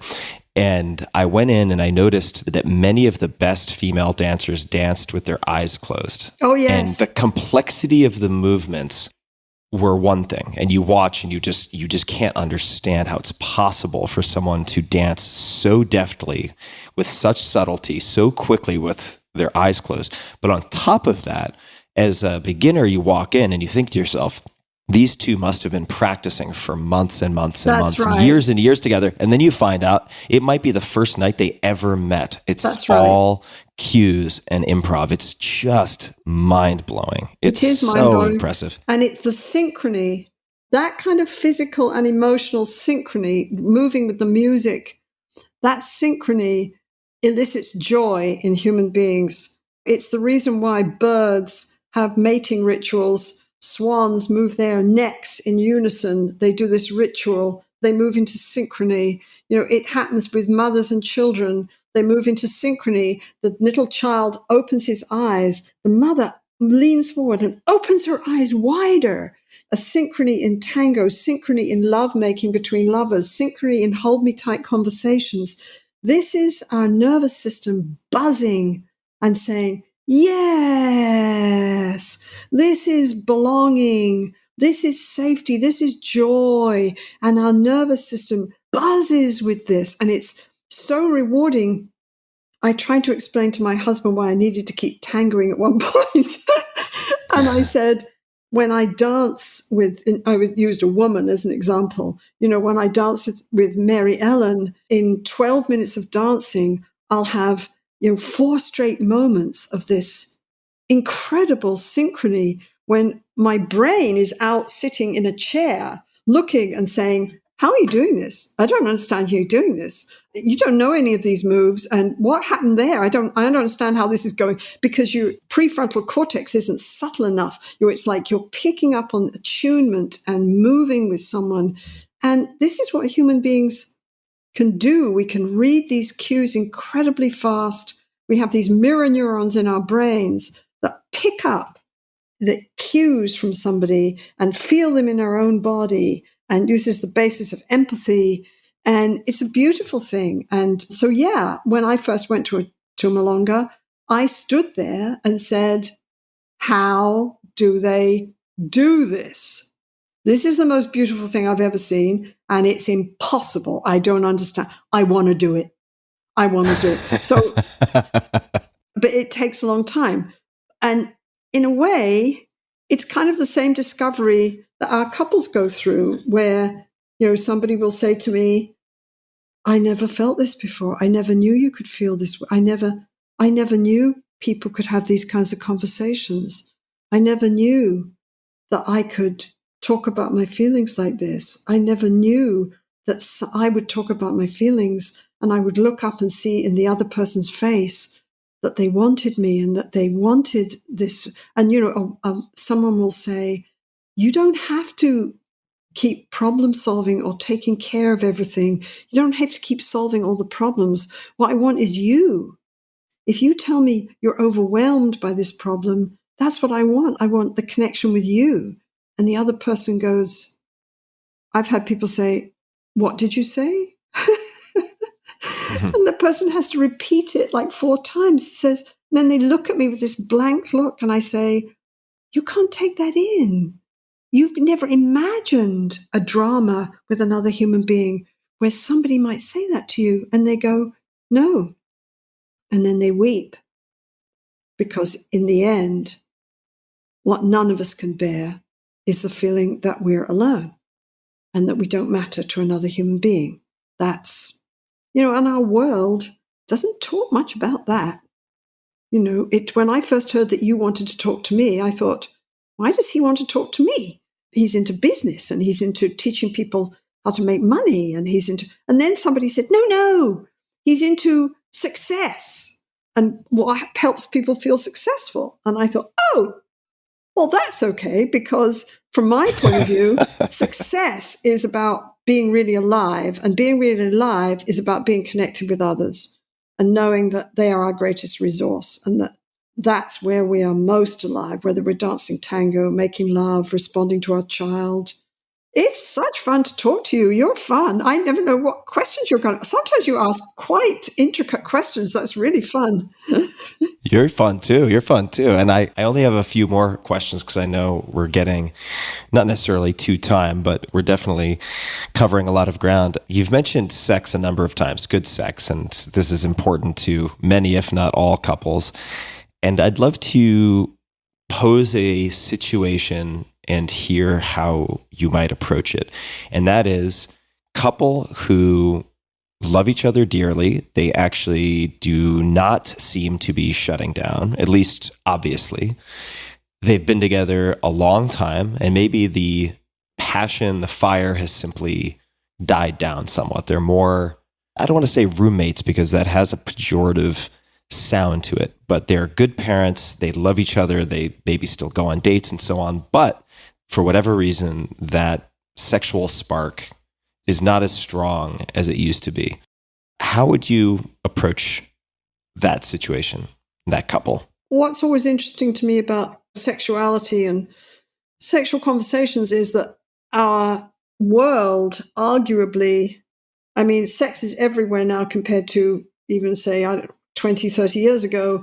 Theoretically, we're more open and we're more accepting about sex. We're not so restrained and all that. So what's fascinating to me is it seems to me that couples have an incredibly hard time having a conversation about their sex lives. And that's still true. And it was true 30 years ago, and it's still true now. And I think it's because in sex, people are literally naked. They are vulnerable. And they don't know how to even begin that conversation. So what we do is we create safety in the relationship. We have them look at the relationship, and we walk into that conversation. One of the big conversations about that one is there's a lot of evidence now, I think it's really good research, about the difference between male and female sexuality. And there's a lot of evidence that women respond differently to sexual cues. A woman can be physiologically aroused, for example, by a sexual cue. If you look at her in an MRI study, I think this was by a man called Gilath. Basson, Canadian researcher, also talks about this. There's quite a few people. I think Chisholm talks about it. So the evidence is a woman can be physiologically turned on. And if you ask her if she's turned on, she'll tell you no.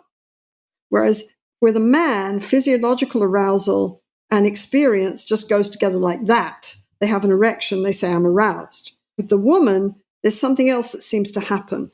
What seems to happen is that the woman's physiologically aroused and then her prefrontal cortex cues in. And her prefrontal cortex, the theory now is from these studies that her prefrontal cortex basically checks out the safety of the relationship, which makes sense because women are, I mean, let's face it, if you look at the sex act, women are vulnerable. They're naked, they're going to open their body, they're going to be penetrated by a stronger animal. This is a basic thing. So it's almost like women check out the relationship and the connection and the safety before they then actually let themselves feel aroused. And so women take longer often to be aroused. Somebody said to me, what's the best foreplay I can do with my wife? I said, well, have you heard her talking here? I think what she's telling you is the best foreplay you can do with your wife is to talk to her and share with her and turn up. Well, basically, I didn't say turn up emotionally, but, that's where I was going. Like show her who you are, stand out on the dance floor, open your arms, it's like, and so women have a slower pace often. Women have responsive desire. They don't start off from lust. They start off from being open to their partner or being curious. They don't start from the same place as men. And people haven't known how to talk about that. And so men and women miss each other. And also men talk about how the classic story is that men start talking about how they want sex. But time and time again, when we're dealing with a couple's sexual relationship, if you really go in and you really stay there, it's not just about orgasm. Because let's get real. If it's just about orgasm, men can give themselves an orgasm very efficiently, and so can women. There's amazing vibrators out there, okay? So that's not an issue. But it's not just about orgasm. Because if you listen to the man who's always badgering his wife for sex, what it comes down to is, on an emotional level, and he has a hard time getting there, he wants to feel wanted. He wants to feel desired. And in that, men and women are the same. And when that somehow a couple give each other the message, I don't particularly desire you. One way of dealing with it, if you have other good things in the relationship, is to just shut that part of your relationship down and numb it out. But you can bring it alive. But you have to be able to be ARE. You have to be able to take some emotional risks. You have to turn and say, you love this kind of sex. Well, I want to tell you that for 20 years, I've hated it. I hate it. One lady said, you think it's the sexiest thing in the world to come up behind me and bite my neck. I hate it when you do that. And he says, what are you talking about? And she just didn't feel safe enough to turn and say, I hate that. And here's why I hate it. People hang back, they shut down. But, passion is about feeling safe enough to be completely absorbed in the experience and let it take you over. Passion is about full engagement. And we talk about it like it's all about novelty. It's not all about novelty. Novelty can turn passion on. But the research is clear from people like Lauman at the University of Chicago. The people who have the best sex have it most often and who feel most enthralled, find it most thrilling, are people in what you would call safe long-term relationships. Because then you can let go. Passion is about erotic play. You can let go and play. And lots of couples have sort of put that part of their relationship off to the side. They haven't known how to tune into each other. They haven't maybe accepted their own emotional needs. They haven't known how to talk about it. So we simply create safety and we open it up for them. And they start to share and talk and find it again. They have to have acceptance. Somebody has to be able to say, I was brought up a Catholic. There's some part of me that can never quite accept my own sexuality. And some part of me just needs you to be dominant, to demand it of me. And then I can get turned on. Well, she needs to be able to tell that to her partner because he's always comes on to her considerate and low key. He doesn't want to offend her in any way. Well, it doesn't work, right? So people have to be able to examine the way they dance together and share. And then they can find each other. And it's the same with sexual problems. You're in Hold Me Tight. One of my favorite stories, I've got it in the book, of the man who has erectile dysfunction. And the trouble is not that he has erectile dysfunction. The trouble is he freaks out every time he has erectile dysfunction and shuts down and withdraws from his wife. And then she gets upset and feels rejected and abandoned. So the whole relationship starts to go to hell. When they can talk about it, connect with it.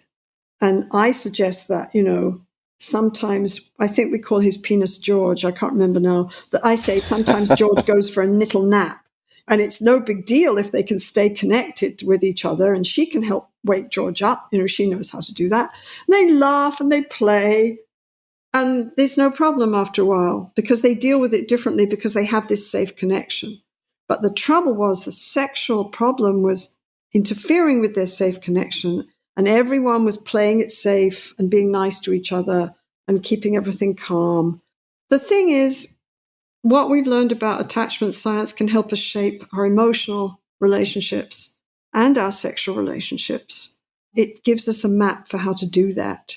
And it really challenges the old cliche that love and passionate love has a best before date. It really challenges that. Love has to be remade, and passion isn't the same over 30 years, but it can still be made and remade. And there are times when people are more tuned into that than others. But anyway, we could talk about sex forever. So there's some huge topics here, Tim. They are. We may have to do a round 2 or there's 3 a lot and of 4. stuff to talk about. Let me ask a follow-up, which is sort of the opposite end of the spectrum with respect to one example you gave. So one of the examples you began with was that of female physiological arousal often preceding psychological arousal.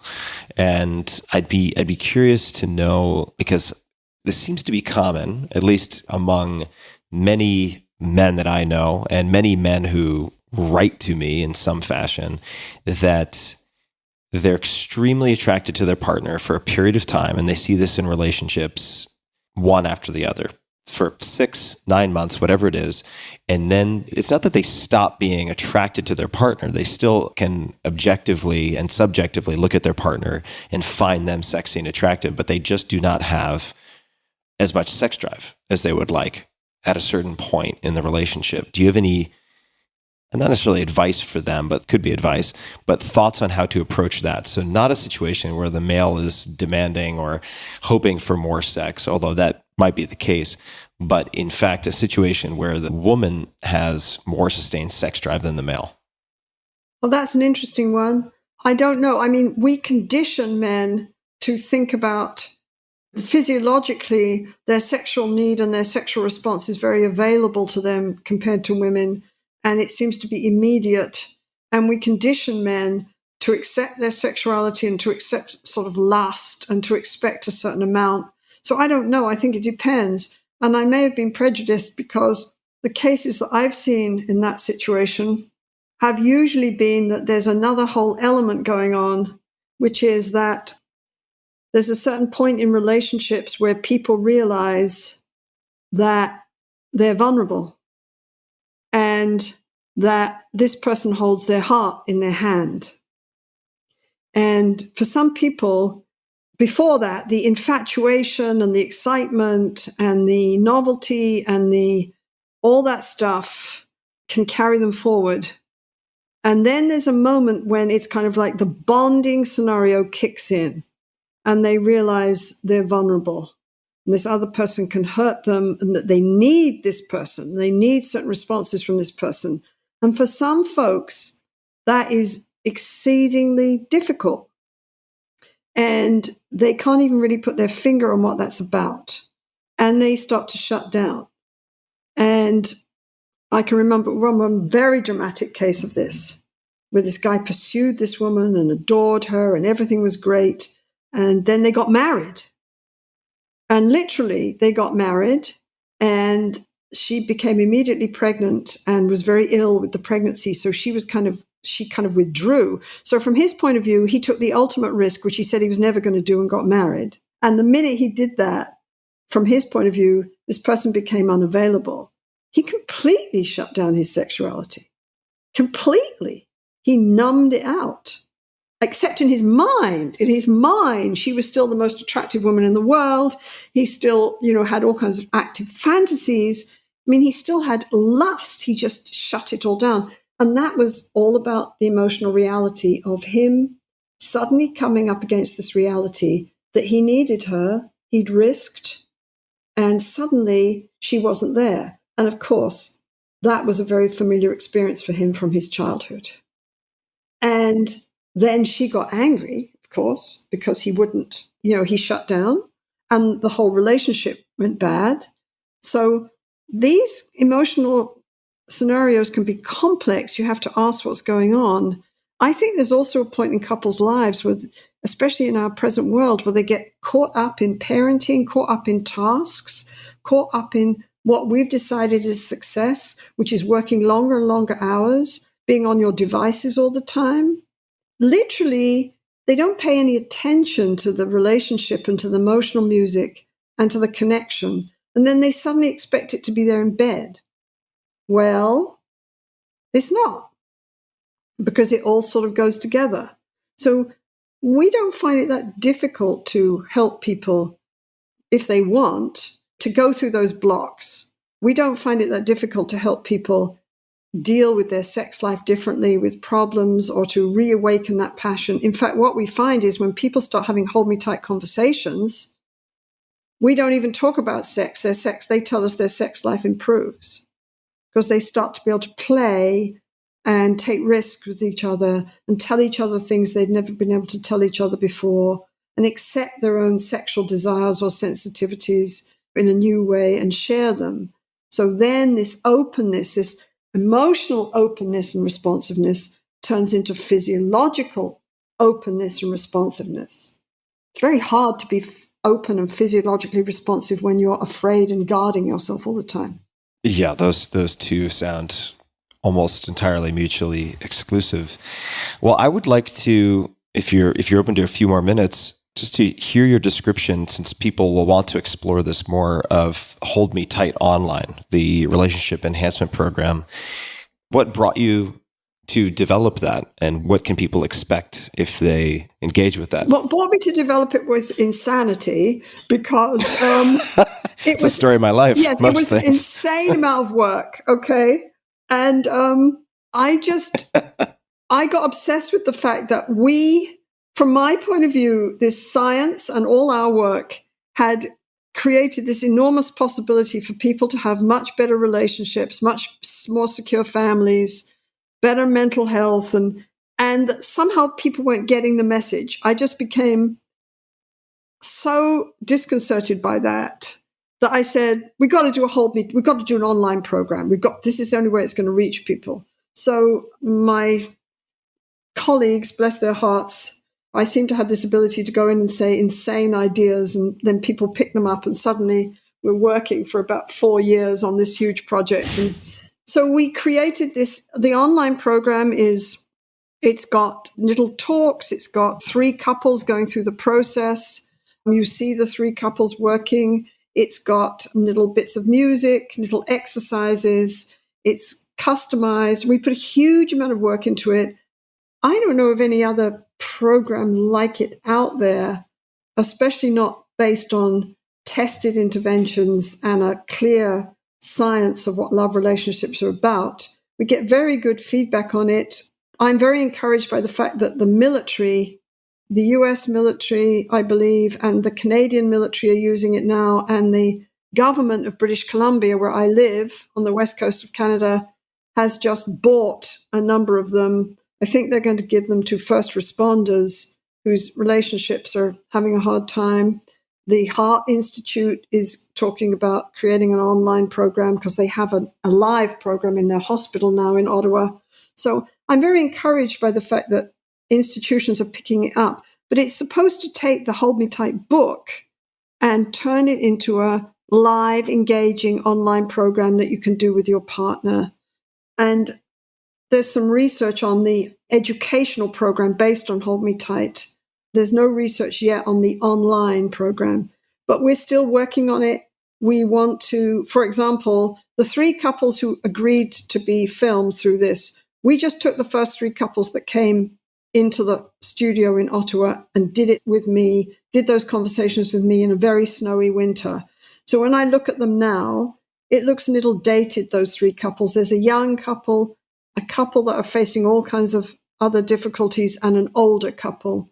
They're still useful, you can still see, but we started to add conversations, like we have a Black couple right now with a Black facilitator talking about that and talking about issues with racism and how that impacts your relationship.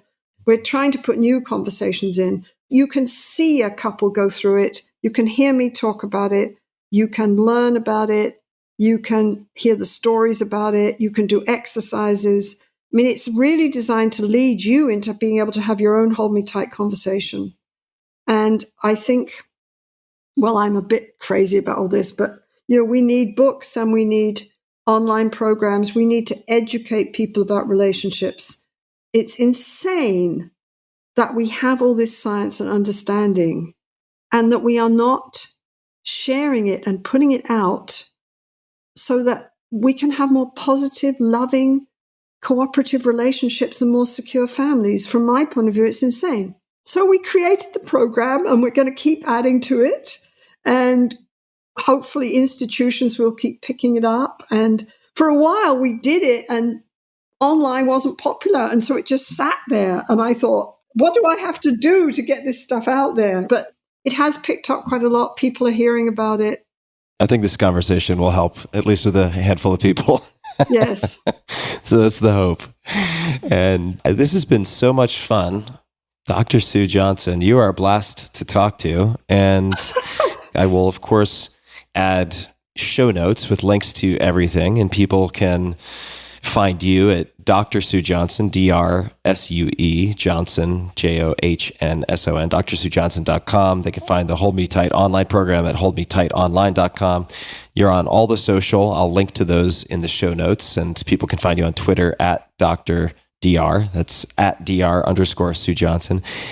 Is there anything else that you would like to say? Any closing comments? Any requests of my audience? Anything at all that you would like to add before we close this first very enjoyable conversation? For me, at least. I don't want to speak for you. The only thing that occurs to me is to say on a personal level that one of the enormous realities of my childhood was that I understood that my parents loved each other and they fought continually. That was something that distressed me, puzzled me, alarmed me, freaked me out. And I think way back there somewhere, sitting on the stairs in the dark, listening to them fight, I somehow felt that there had to be a better way. There had to be a better way. And I think the other thing was I adored my father. And in the end, the fact that marriage didn't work destroyed him, whereas the Second World War didn't destroy him. All kinds of other things didn't destroy him. But the fact that marriage didn't work destroyed him.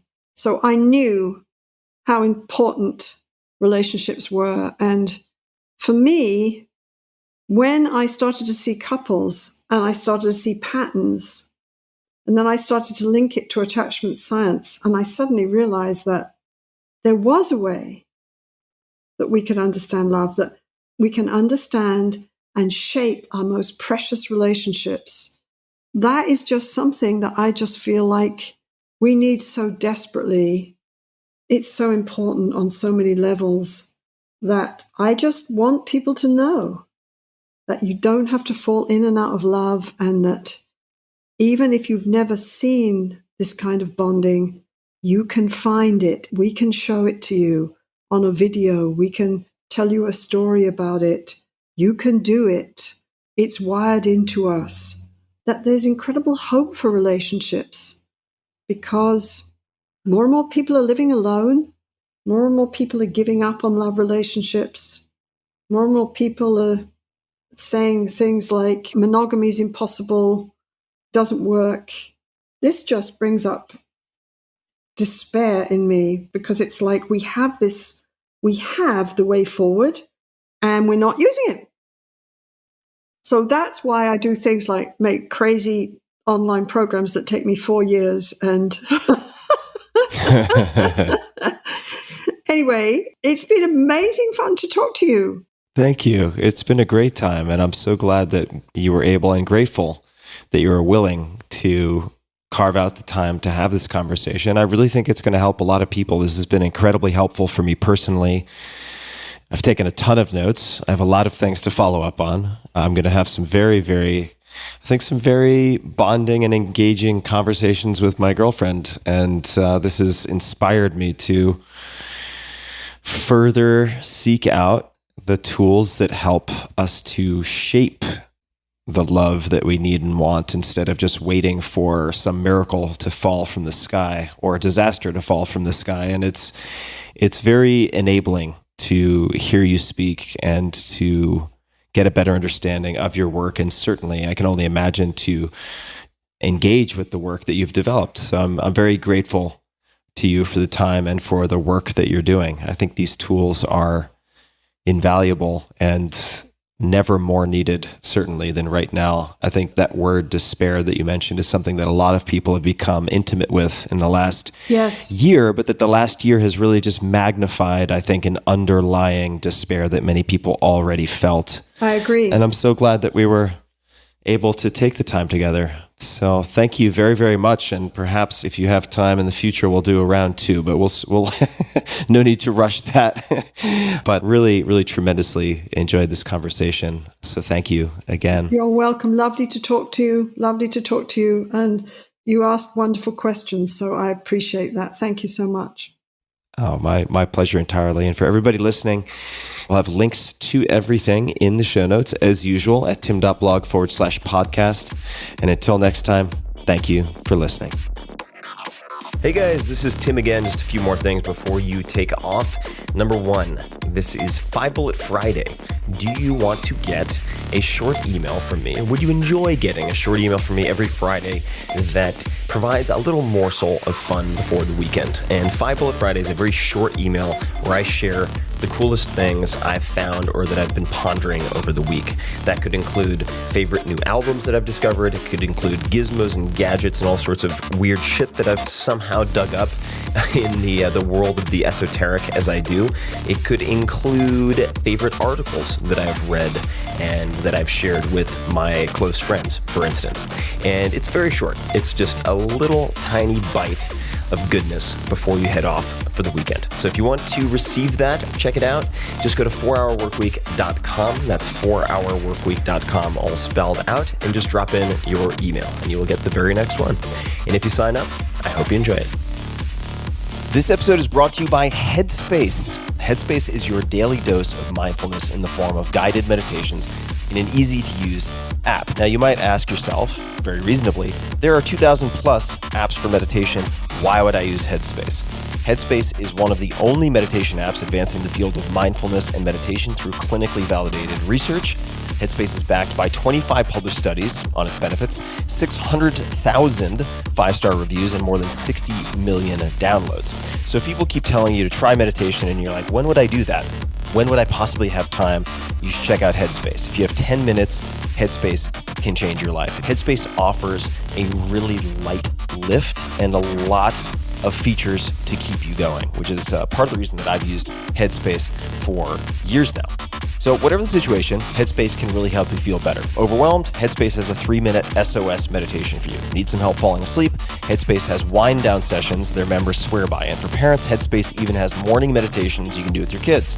Headspace's approach to mindfulness can reduce stress, improve sleep, boost focus, and increase your overall sense of well-being. And it really starts with very, very simple practices. And if you look at my case, for instance, I just went through one of the basics today with the co-founder, Andy. I think it's Putticombe, could be Putticombe, I'm not sure, but former monk turned into co-founder of Headspace, has the most soothing, hypnotic voice imaginable. And I did a 3-minute meditation, something like that. It's easy, it's fundamental, and it always puts me in a better space. So I'm going through the basics. Even though I've meditated for years, I'm going through the basics once again. And I would suggest to anyone that they consider starting there. Headspace makes it easy for you to build a life-changing meditation practice with mindfulness that works for you on your schedule, anytime, anywhere. We all want to feel happier. We all want more peace. And Headspace is meditation made simple. Go to headspace.com/Tim. That's headspace.com/Tim for a free 1-month trial with access to Headspace's full library of meditations for every conceivable, possible situation. You can break glass in case of emergency in almost any situation and find something on Headspace. This is the best deal offered right now for Headspace. So check it out. Go to headspace.com/Tim today. This episode is brought to you by 8 Sleep. My God, am I in love with 8 Sleep. Good sleep is the ultimate game changer. More than 30% of Americans struggle with sleep, and I'm a member of that sad group. Temperature is one of the main causes of poor sleep, and heat has always been my nemesis. I've suffered for decades, tossing and turning, throwing blankets off, putting them back on, and repeating ad nauseum. But now, I am falling asleep in record time, faster than ever. Why? Because I'm using a simple device called the Pod Pro Cover by 8 Sleep. It's the easiest and fastest way to sleep at the perfect temperature. It pairs dynamic cooling and heating with biometric tracking to offer the most advanced but most user-friendly solution on the market. I polled all of you guys on social media about the best tools for sleep, enhancing sleep, and 8 Sleep was by far and away the crowd favorite. I mean, people were just raving fans of this. So I used it, and here we are. Add the Pod Pro cover to your current mattress and start sleeping as cool as 55 degrees Fahrenheit or as hot as 110 degrees Fahrenheit. It also splits your bed in half, so your partner can choose a totally different temperature. My girlfriend runs hot all the time. She doesn't need cooling. She loves the heat, and we can have our own bespoke temperatures on either side, which is exactly what we're doing. Now, for me, and for many people, the result, 8 Sleep users fall asleep up to 32% faster, reduce sleep interruptions by up to 40%, and get more restful sleep overall. I can personally attest to this because I track it in all sorts of ways. It's the total solution for enhanced recovery, so you can take on the next day feeling refreshed. And now, my dear listeners, that's you guys, you can get $250 off of the Pod Pro cover. That's a lot. Simply go to 8sleep.com/Tim or use code TIM. That's 8, all spelled out, EIGHT, sleep.com/Tim, or use coupon code TIM, TIM, 8sleep.com/Tim for $250 off your Pod Pro cover.